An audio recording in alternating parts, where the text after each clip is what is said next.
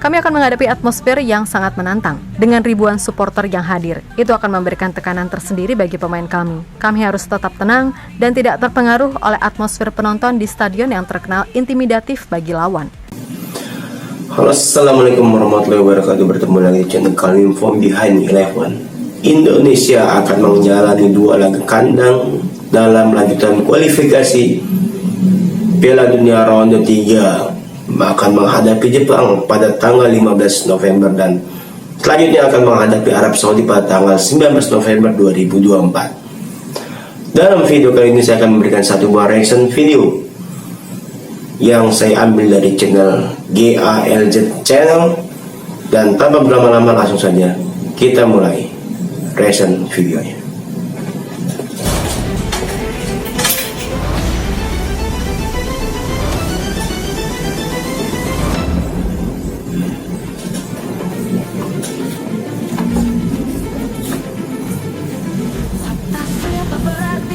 GALZ Channel, jangan lupa diklik tombol subscribe GALZ Channel.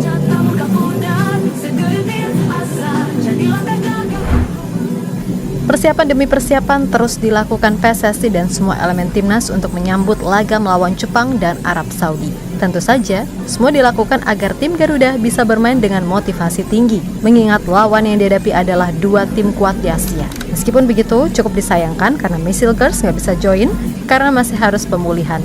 Dah, nggak usah dihujat, malu-maluin aja. Pantesan negara kita dicap IQ 78. Nah, di satu sisi, fans timnas Indonesia pun juga secara total akan mendukung habis-habisan timnas di GBK. Yang mana itu dibuktikan dengan sold out-nya tiket yang disediakan panitia. Gak cuma untuk laga melawan Jepang, tapi juga laga melawan Arab pun juga udah sold out. Padahal jarak pertandingannya masih cukup jauh. Namun kembali lagi, ini soal cinta dan gak ada yang bisa menjelaskan soal itu. Jelas melihat fakta tergambar jelas gimana nantinya meriahnya GBK untuk 2 laga tersebut. Sesuatu yang pada akhirnya membuat pelatih Arab, Hervé Renard, merasa takjub sekaligus bingung dengan antusiasme fans timnas Indonesia. Di mana ia bahkan mengaku kalau di Asia, mungkin fans Garuda lah yang dirasa paling gila. Sebab khusus laga melawan Arab terhitung luar biasa, tiket sudah sold out. Bahkan dengan jarak pertandingan yang dirasa masih sangat jauh. Gak tahu aja dia. Kalau orang sini tuh tipenya emang suka cepet-cepetan. Makanya di Indonesia jarang banget kan ada antrian yang rapi. Ups, enggak bercanda. Tapi untuk urusan timnas nih, sangat amat boleh buat cepet-cepetan. Karena ini membuktikan rasa antusiasme yang besar. Beda dengan dulu, boro-boro sold out cepet. Kejual setengah hamin 1 pertandingan aja udah bagus. Kasarnya seperti itu.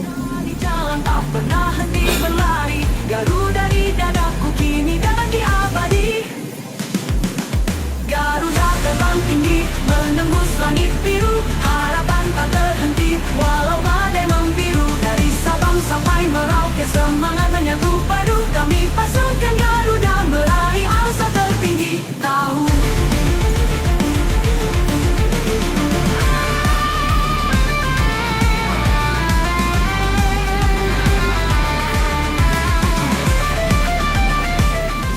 Hervé Renard mengaku sangat sempat nggak habis pikir dengan fanatisme supporter timnas Indonesia. Sebab nggak butuh waktu lama usai pengumuman tiket dibuka, secepat itu tiket langsung sold out.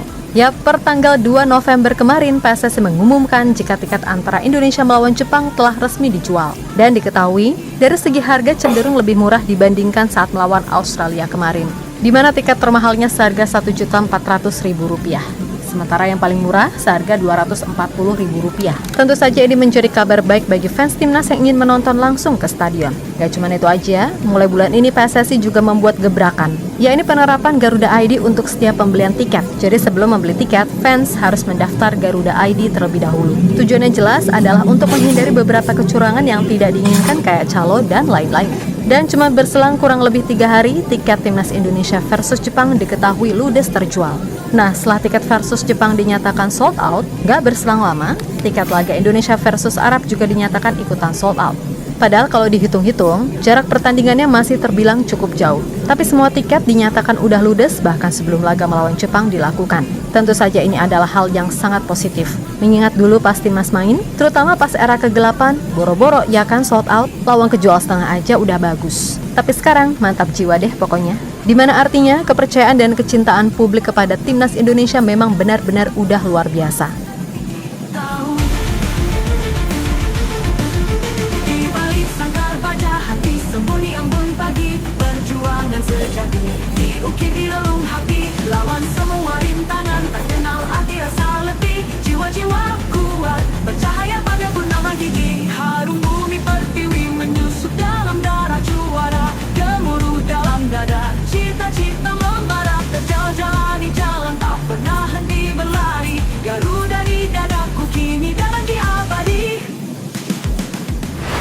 Yap, melihat realita yang ada, wajar jika Hervé Renard begitu terkejut sebab selama dirinya di Asia, belum ada fans yang sefanatis itu. Ramai di stadion iya, tapi hal-hal yang kayak gini itu loh, jelas menjadi hal yang menurutnya luar biasa. Di mana itu menjadi bukti kalau perkembangan timnas Indonesia memang udah bagus. Kalau enggak, ya nggak mungkin fans mau ibaratnya borong tiket bahkan dengan jarak pertandingan yang terbilang masih jauh. Sesuatu yang kemudian juga diamini oleh pelatih Jepang, Hajime Moriyasu, yang mana ia cukup merasa kagum dengan fanatisme supporter Indonesia yang dari dulu hingga sekarang tetap luar biasa. Maka dari itu, ia berharap dengan pengalaman para pemainnya yang merumput di level tertinggi, gak akan terpengaruh atau merasa tertekan dengan banyaknya fans tim Garuda yang hadir di stadion. Sebab ia pun tak bisa menafikan kalau atmosfer di GBK sangatlah intimidatif bagi lawan. Ditambah timnas Indonesia sedang dalam mode mencoba bangkit, maka sudah pasti tekanan dan atmosfernya akan jauh lebih gila. Kami akan menghadapi atmosfer yang sangat menantang dengan ribuan supporter yang hadir. Itu akan memberikan tekanan tersendiri bagi pemain kami. Kami harus tetap tenang dan tidak terpengaruh oleh atmosfer penonton di stadion yang terkenal intimidatif bagi lawan. Tim kami harus mampu menjaga konsentrasi untuk bisa bermain dengan baik meskipun ada banyak tekanan dari luar. Ucap Moriyasu dikutip dari Nikan Sport. Sabang sampai Merauke semangat menyatu padu, kami pasukan Garuda meraih asa tertinggi. Tahu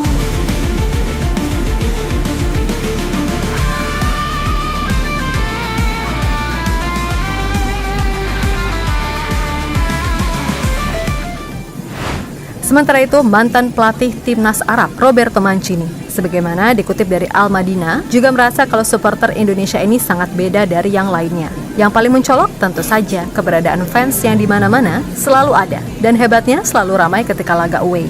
Seperti yang terjadi di pertemuan pertama kala Arab dan Indonesia main satu-satu. Di sana terlihat jelas kalau supporter Indonesia seolah-olah malah yang jadi tuan rumah karena ya emang terdengar lebih berisik. Apalagi ketika timnas Indonesia mencetak gol atau saat Martin Paz melakukan save penalti. Di situ terlihat jelas walah ngeri abis.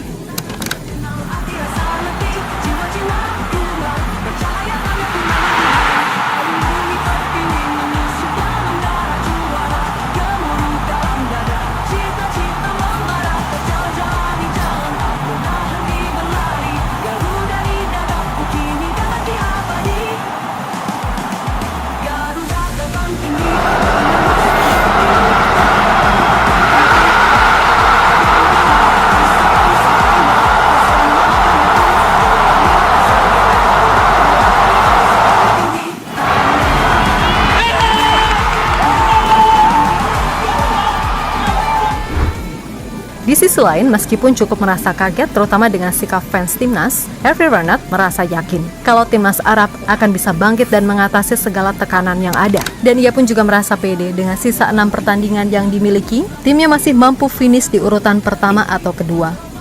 Saya mengenal para pemain, dan saya menyadari besarnya bakat mereka. Situasi saat ini tidak baik, tetapi bukan yang terburuk. Masih ada 6 pertandingan lagi hingga akhir kualifikasi. Oleh karena itu, misinya jelas, tempat pertama dan kedua lolos ke Piala Dunia. Dan semuanya masih mungkin. Itu tidak akan mudah, tapi itu mungkin. Mereka hanya perlu mengingat apa yang telah mereka lakukan beberapa tahun yang lalu, bukan di masa lalu yang jauh. Para pemain harus berdedikasi pada tim. Ini adalah tantangan besar yang harus dicapai. Saya memiliki kepercayaan penuh kepada mereka. Ucap pelatih maco nan galak tersebut dikutip dari almadina.com. lawan semua rintangan, tak kenal lagi rasa letih, jiwa-jiwa kuat, percaya pada perjuangan gigi, harum bumi pertiwi menyusup dalam darah juara, gemuruh dalam dada, cita-cita membara, terjajah di jalan, tak pernah henti berlari, Garuda di dadaku kini dan diabadi. Yap, terlepas dari apapun, semoga saja untuk 2 laga di bulan November ini, semua pemain benar-benar dalam kondisi terbaik. Meskipun Maysilgers nggak bisa join, seenggaknya Kevin Dix udah bisa debut sejak lawan Jepang. Jadi sudah pasti itu akan sangat berpengaruh. Karena dengan kualitas dan pengalaman yang ia punya, kekuatan tim Garuda akan jauh lebih oke. Hanya yaitu, mudah-mudahan chemistry-nya cepat dapat. Dan buat Coach Shin, gak henti-hentinya kami berharap kalau di pertandingan nanti 11 pertama yang tampil sejak menit awal adalah mereka para pemain diaspora. Kalaupun ada yang tanda kutip lokal, yaitu cuma Rizky Ridho yang layak. Sedangkan sisanya, maaf-maaf. Sebab ini lawannya Jepang yang diisi pemain yang main di Liga Top Eropa. Dan Arab asuhan Hervé Renard yang kita tahu mainnya gimana. Bukan ngelawan tim macam Laos, Malaysia, Kamboja, apalagi Vietnam. Maka dari itu, dibutuhkan pemain yang udah terbiasa main di level tertinggi Dan sejatinya, kita itu punya kok pemain yang ada atau paling enggak mendekati di level itu untuk saat ini. Martin Paes, CSS, Kevin Dix, Kelvin Verdong, Sandy Walsh, Tom Haye, Eliana Reinders, dan Ragnar adalah pemain yang saat ini tersedia yang secara jam terbang gak usah diragukan lagi. Bahkan sejelek-jeleknya Jordi Amat sekarang, kata orang, leadership dan pengalamannya jelas adalah yang paling tinggi. Untuk itu semoga aja Coach Shane lebih pede dan gak terpengaruh sana-sini, apalagi soal tekanan harus ada pemain tanda kutip lokal. Ingat, timnas itu yang penting kualitas. Gak peduli dia main di mana. Asal kualitasnya dirasa memenuhi standar, ya udah, berarti itu yang terbaik buat main, kan gitu. Pokoknya ingat-ingat terus, mindset adalah doa dan usaha adalah seni. Masuk lapangan, lawan siapapun harus dengan kepala tegak serta diimbangi mindset you have to win. Masalah hasilnya gimana yaitu nanti. Yang penting fight dulu habis-habisan dan berikan segalanya di atas lapangan. Oke, kita Garuda.